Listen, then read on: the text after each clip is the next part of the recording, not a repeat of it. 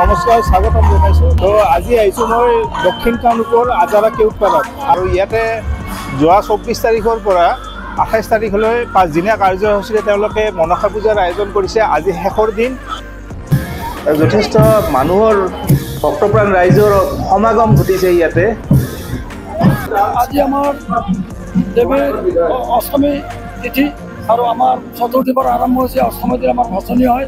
আমাৰ ৰাতিপুৱাৰ ভাগত দেৱীৰ যিটো চৰণ দৰ্পণ সেইটো আমাৰ হৈ গ'ল। তাৰপিছত আমি আমাৰ যিটো ৰাজহুৱা যিটো প্ৰসাদ বিতৰণ সেইটো হৈ গ'ল।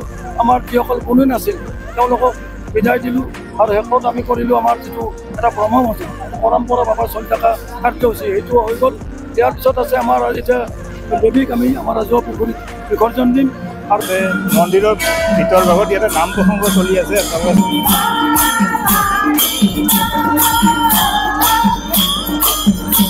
আৰু ইয়াতে দৰ্শনাৰ্থীয়ে সেৱা গ্ৰহণ কৰি আছে। আপোনালোকে চাই লওক। মোৰ লগত আছে ধৰ্মেন্দ্ৰ। আপোনালোকৰ এই অনুষ্ঠানটো 3 দিনীয়া 5 দিনীয়া আছিল? 5 দিন নহয়, ইয়াতে ভক্তসকল আহি সমাগম ঘটিছে। এতিয়া দেৱীৰ আশীষ গ্ৰহণ কৰি আছে।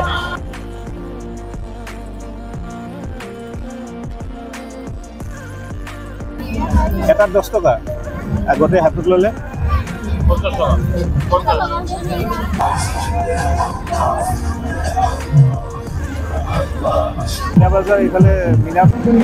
আৰু এয়া মীনা বজাৰৰ পৰিৱেশ। চেৰেকী ঘূৰি আছে, পুতলা ট্ৰেইন ঘূৰি আছে। এয়া ধুনীয়া এটা পৰিৱেশ। তেওঁলোকে প্ৰতিমা বিসৰ্জনৰ কাৰ্যসূচী লৈছে আৰু ইয়াত সামগ্ৰিক পৰিৱেশটো আপোনালোকে চাই।